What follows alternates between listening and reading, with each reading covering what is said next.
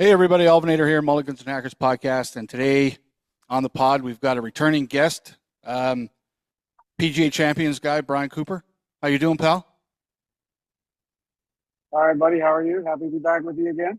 Yeah. It's been a minute since we've chatted, for sure. And I really wanted to get you on to chat about, it has been a while since we've chatted, and a lot as obviously things have changed, but I really wanted to get caught up on where you are, and since previously when we chatted, you had gotten your PGA Champions card, and you had gone through some of that process of going on tour and stuff. And here we are, quite a bit later. Where are you now? And we'll say let's just say it. Where are you now in golf? And I know where you are right now, and we'll talk about that after. But where's the where's the golf sphere been since we last chatted? uh, the Gulf sphere has basically been, I wouldn't say non-existent. I there was a period this year where I decided I was contemplating whether I was going to go back to play full time. I was really enjoying myself being home with my family and being present for the both of them. Um, and and then I started playing good. I started teaching this year, which I actually really probably enjoyed more than I ever thought I would, because teaching was never something that was high on my list. So I started teaching this year, and it became super high on my list, and I just found something with it, and in that, I actually found out that my game got a lot better. I played four state opens this year, and I went second plus. And I literally, I think I could have won the first three with like no problem. I mean, I finished second by one, and then I shot 15 under in Colorado and lost by two. And I was leading going into the last day. So I legitimately had really good opportunities to win three state titles this year. And I was just super proud of myself for the way I played. I think I'm playing better now. And I've told people that I think I'm playing better now than I did when I was on tour. I mean, I hate to say it. If I had a full season on tour with the way I'm playing right now, I think I'd win multiple events. But, that's to be hearsay. It's just a feeling I have with the way I'm playing right now. But on the other side of that, I also attribute a lot of that to I don't have to worry about the stress of practicing and traveling and everything that comes with that. And I think I'm much happier because I'm home and I'm present for my family. And I think that makes a huge deal. And I love that. Uh, so there also came a point where I decided not to go back to play. And I was comfortable with that decision. But as we'll get into in a little while, no sooner than I made that decision, an enormous opportunity came up for myself and my family, and we're going to take full advantage of that. But we'll get in that whenever you see fit. So, over the last little while, have you done any of the PGA Champions events? Have you got into any of that, or is that now kind of put on the No, back honestly, burner? I haven't. I didn't go out one time this year. I stand corrected. I did go out one time this year. I was going to do the Dick's event up in Endicott. So I had to go pre-qual, which was really good because I went and shot 63 in a pre-qualifier, set a new course record at that place up in New York and Binghamton. And then I went back for the Monday, and my driver broke on the first hole. So it kind of set me back where it was kind of tough. I didn't have a driver. Don't make excuses. Yeah, Shit happens to everybody. But yeah, it was a little bit unfortunate timing, of course. So, yeah, yeah. Those things do but that was happen. it.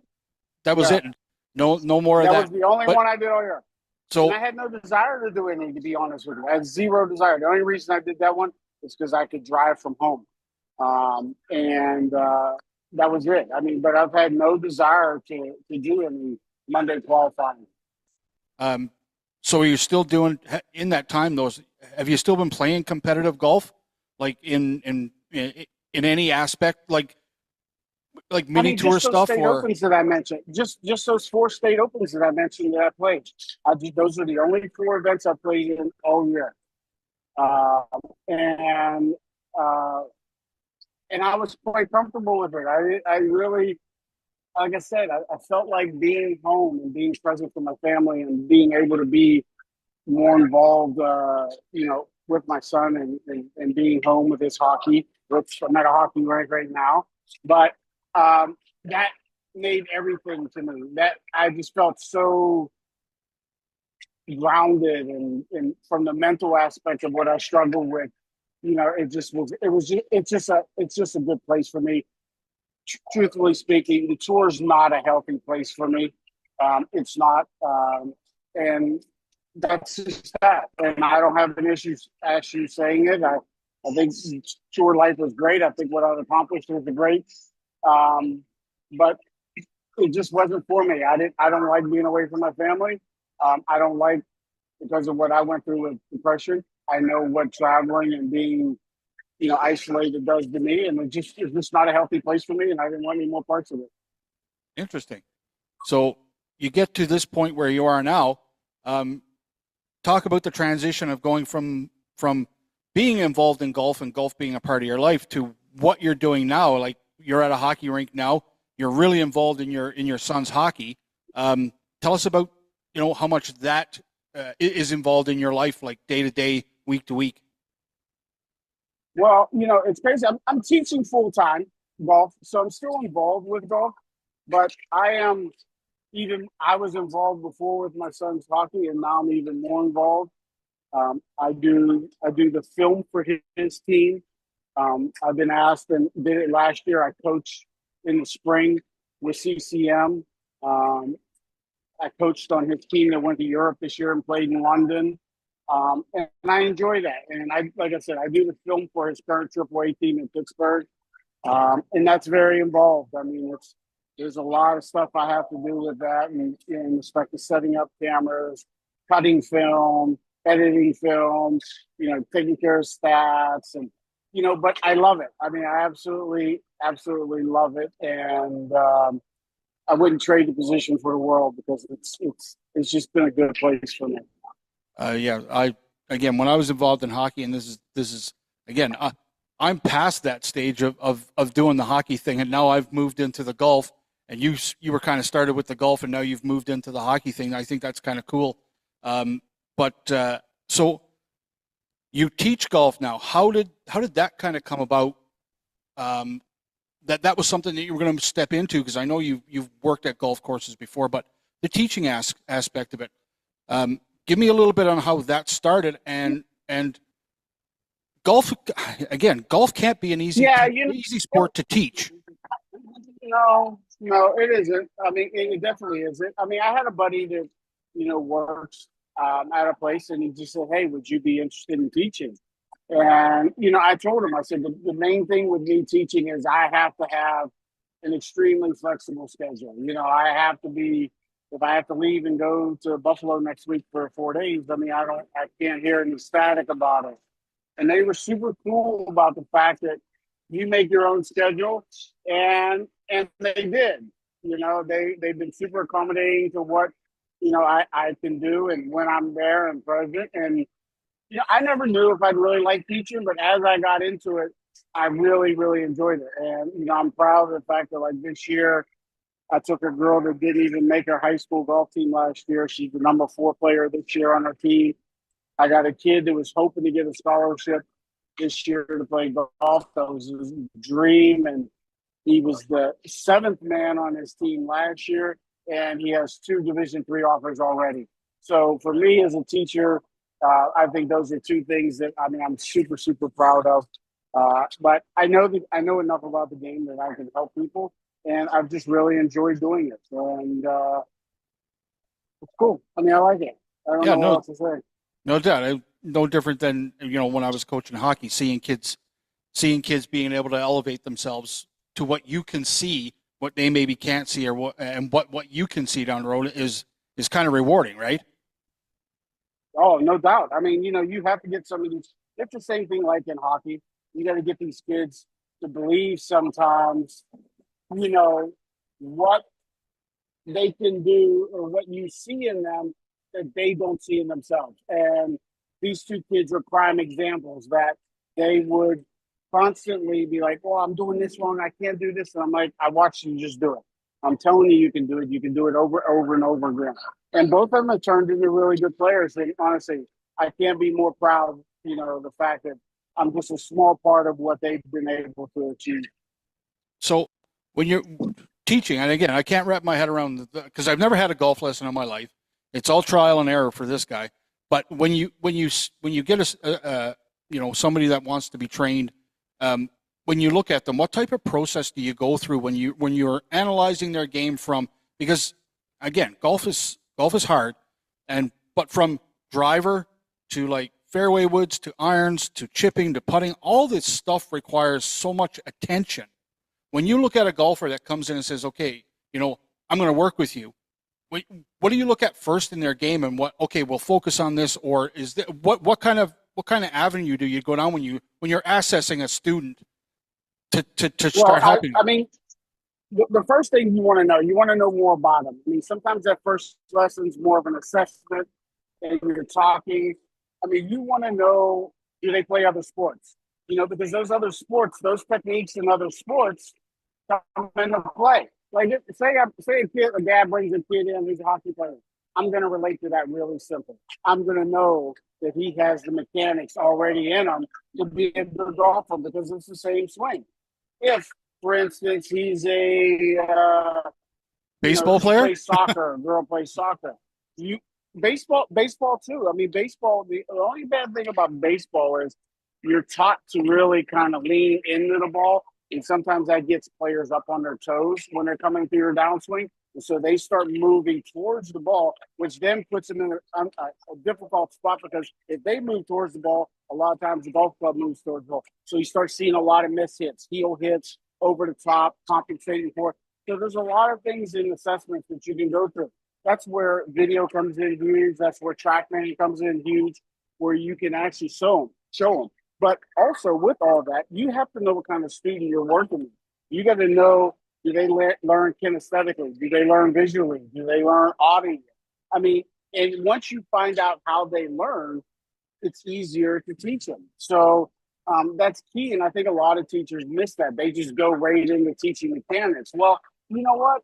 That kid might not learn from video. He may need you to literally put your hands on him and put him in a position where he understands that's where he has to be. But then some people, they need to see it in video, in slow-mo, or understand where their club is actually contacting the ball. So there's a lot of different ways to teach in this day and age. And, obviously TrackMans and simulators are enormously helpful. I put one in my basement this year. It's helped my son. He started playing golf this year, kind of serious for the first time. I mean, he was, he played when we lived in Arizona and he hit balls here and there. We really got into it seriously this year. And then after literally, 2.5, 3 months, he won the junior club championship at our club this year. Quite frankly, I was shocked. But his progression was significant, but he's a hockey player and it's very fundamentally the same. And he's, I'm lucky. He's a hockey player, but he's also a really good athlete. And when you catch good athletes, they're easy to transform, in my opinion. Yeah, no doubt. So when you're in your training now, do you run the gamut between beginner golfer or elite golfer, or are you just at the top end national? Everywhere. No, everywhere. So you do beginners too? Kids that are at 10 and all the way up to, 60-year-old men. And, with the younger generation, my whole goal was just to get them to have fun. And I don't care where they hit it, because honestly, where they hit it now is probably not where they're going to hit it in 6 months or a year. So they can't get lost in where the ball goes now. They have to get comfortable understanding the fundamentals of what they're trying to do. And over time, that makes the golf swing a lot easier. So and that goes for adults too. They're coming to me because they want to make a change. They want to get better. And I tell them, I'm like, listen, you're going to get better, but these next 2 weeks to 2 months might be a little worse because you're making changes. And those changes require you to hit the ball different. unlike you've been able to do now. So understand that where the ball's going out there now is not where it's going to be probably in 4 months. So, and when you can get people to believe in that and trust in that, I mean, it's huge. So it's something I've thought about for a while, going and getting some lessons. But, not that I've been terribly hesitant, but, I worked so hard to get where I am. I'm a 12 handicap now, and that's starting golf in 2021. I got myself to a 12. My pal who's usually with me here, he's broke double digits, so he's a 9 handicap now, and that's without any outside education. We'll say that's just us as guys, hackers, getting up there, hitting a ton of balls on the driving range, playing a lot of golf on the course. Could I still go? And I mean, I'm trying to pluck some advice out of this from you, but would it be beneficial to go now at where I am, get some lessons, and try to rework stuff? Oh yeah, because maybe where you're missing 2 or 3 shots around could be putting, could be chipping. So you maybe you love where your golf swing is, but maybe you go to those little things where you're missing those shots, your green shot, and you constantly cannot get up and down, or you're not a very good putter from 15 feet. All those things, yes, you can go in at any age and get better at, because a lot of it's repetition, technique. Shit, you could be putting with a putter, it just ain't fit for you. And it just, now you're in trouble. Now every time you set up, you set the ball that you think might be square, but the putter you actually have, because it's a double bend and not a plumber's neck, or it's not straight in, sets you up right and you don't even know it. So now right from get-go, you're not a good putter because you're not even aimed up right. So how do you expect results when when you're not starting at the proper point? See, you say that right now, and that it resonates so loudly in me that my putting has always been terrible, and I've run the gamut through putters, and for me it's a lot of aesthetics. When I'm looking at the putter, I have to like what I'm looking at, but maybe that's You not do. right. But maybe that's not the right putter for me either, right? No, you have to be comfortable with what you're putting with. I mean, listen, I'm living proof. I was a really, really good putter before I got on tour. I was a good putter when I got the tour. I used the putter that I totally believed in, got me through Q school. I went on tour and I changed the putter. Why? Because it was there. Because it's sitting there in the van. It's brand new. It looks cool. And I putted with a putter that I actually putted like shit with. So it does matter. Yeah, and that's something that I've been working on. That is going to be a thing that I work on, I think, for quite some time, is just the fundamentals of putting, reading greens, and getting slopes and all that stuff. But that's just time and time.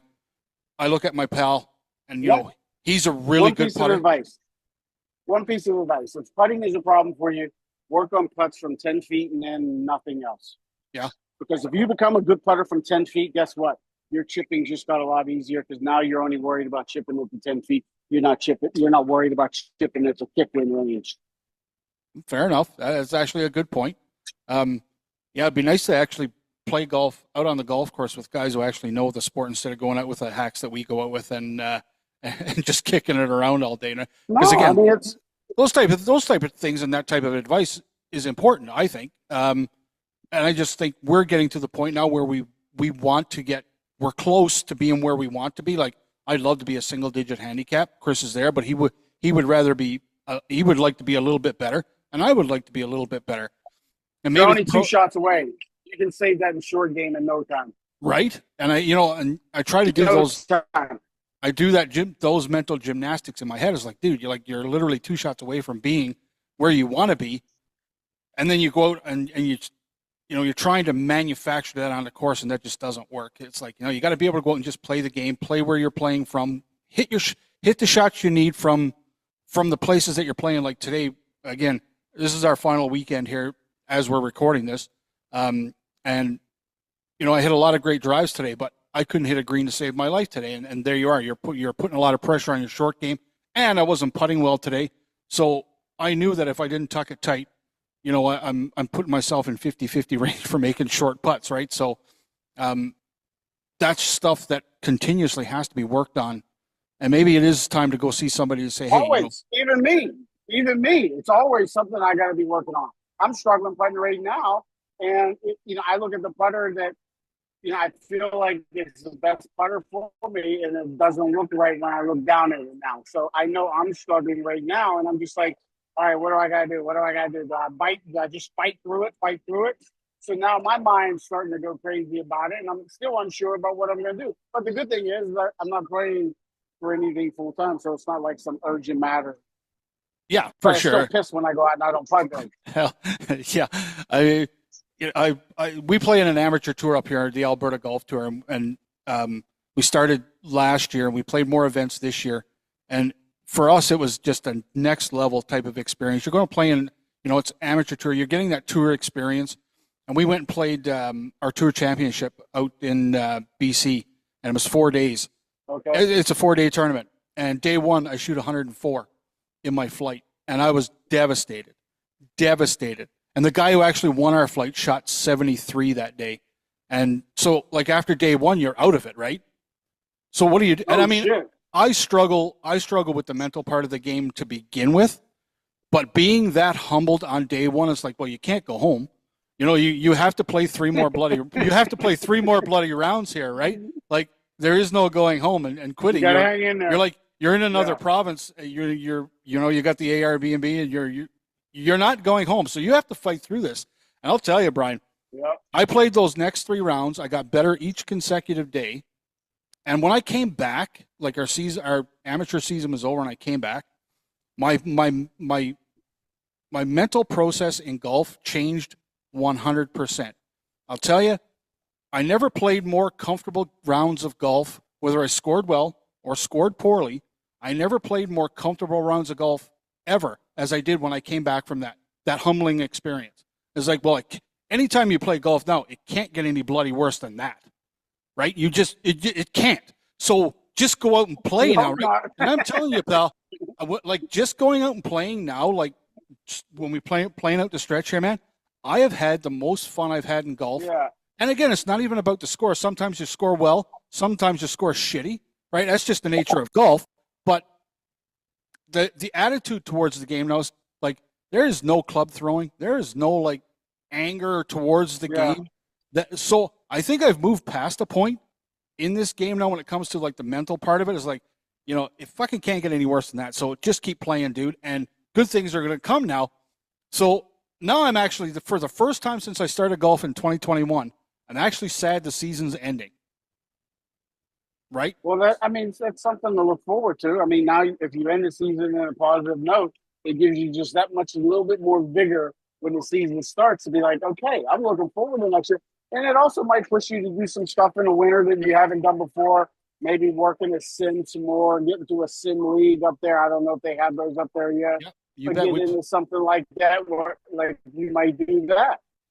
Yeah, I think, like, I've actually never been fitted for clubs either. I'm just using stock clubs, and I've always used stock clubs. That's something that is actually on my fitted. Yeah, it's actually on my radar for literally as soon as no ifs, ands, or buts about it. Yeah, and you can't. Nobody. Very, very few people can play with clubs that are off the rack. It's nearly impossible. And I know that it really is. It's nearly impossible. If I want to if I want to get to where I want to get, that's a must. And I have a club fitter here, and no doubt. I actually play golf with him quite regularly. And I said to him, like, last couple of rounds, I'm like, I'm coming to see you this winter. And he's like, you come see me this winter and let's get it done, right? And so that's going to happen. And I think I'd be curious to see if you do a putter fitting with him, and if he uses the mirror on the putter face with the laser to the board to see where your putter's lined up when you set up, when you think it's square. Yeah. You think? I bet you're not even on the board. I bet, but something, that's not something I work on. Like, I literally, like, when it comes to, like I say, I work on my putting. Literally, I'm just hitting balls. I'm not worried about. I don't focus on where face alignment is or anything like that. So, I mean, it's so in depth. Like, Christ, you could spend so much time just on the putting aspect of the game, like hours and hours. Like, you know what I mean? Like, every part of this bloody game. The more you work on your short game and putting, the better you're going to be. Honestly. It just makes everything easier. It frees you up to hit and miss shots because you understand, listen, I'm a good putter from 10 feet in, So as long as I can chip it to 10 feet, I know I got a really, really, really good chance of making this putt to save par. Yeah. But when you're not a good putter, you get to 10 feet. You don't even get to 10 feet because you place so much pressure on yourself to hit a good chip that chances of you hitting it to 2 or 3 feet where it's cooking is very minimal. Yeah. Yeah, you're preaching to the choir here. That stuff is so real, so real. But Christ, I could sit and talk about the mechanics and the process of every shot like for hours and hours. But so Yeah.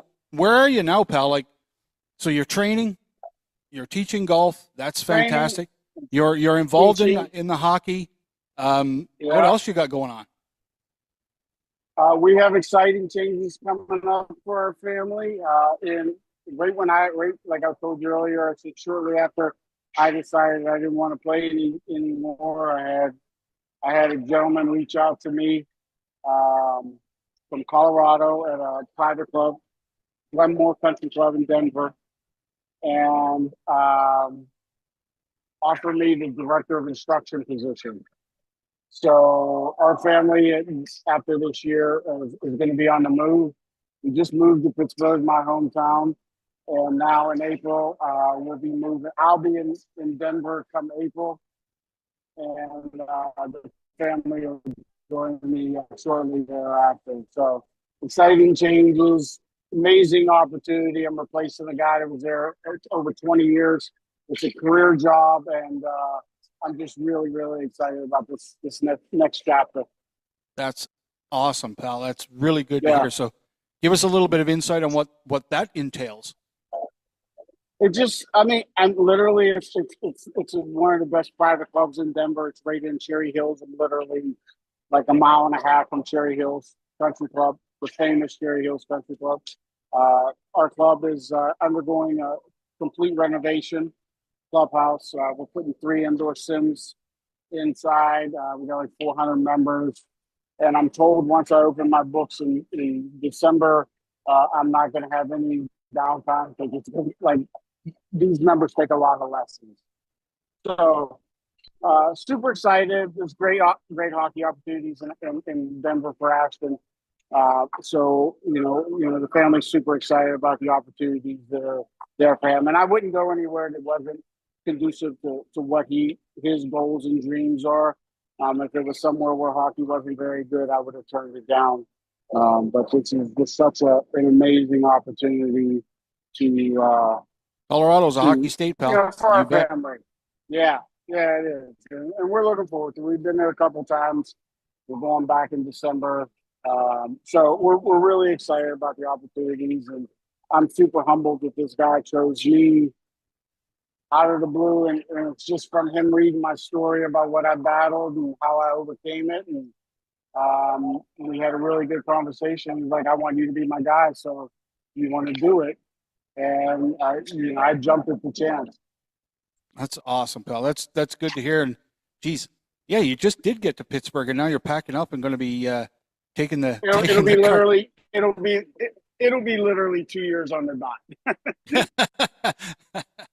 Well, that's good though. But I mean, yeah, it'll be 2 years on the dot. Yeah. But what an opportunity, and what a. I mean, it's something that you can lock down for the rest of your career if you want it, right? Like this is what you'll do now. Basically, right? That's how I looked at it.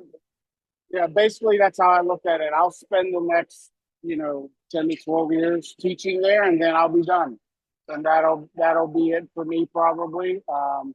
It's when I say it's a career job, without going into crazy details, it is a freaking career job, and I can't be more humbled and appreciative of the director of golf who made this choice, Alan Palmer, and I'm looking forward to it. I mean, it's just going to be such a great opportunity for me and a great opportunity for the family.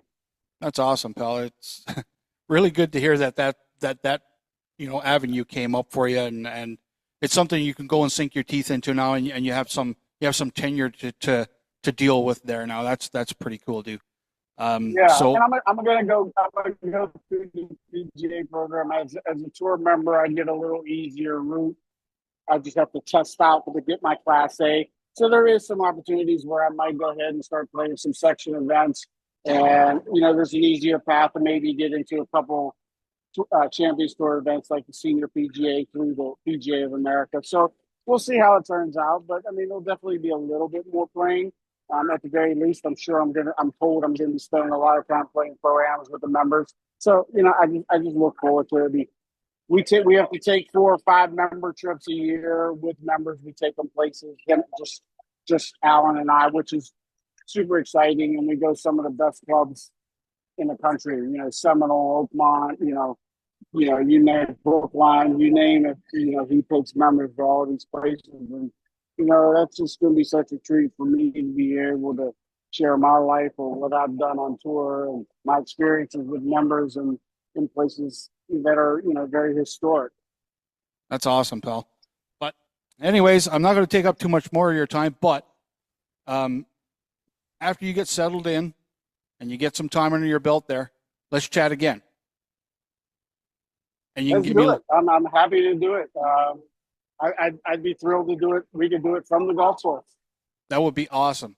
It would be really cool. And I'll have Alan join in with us. Hey, there you go. That'd be cool.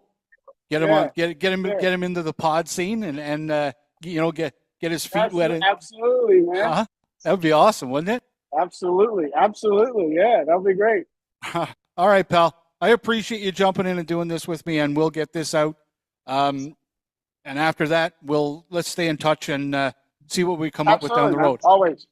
Brian, I appreciate it. You take care. Enjoy that hockey thing that you're doing now, because I'm well past that stage. Yeah, I love it. This is my life. There it is. There it is. Can't get away from it.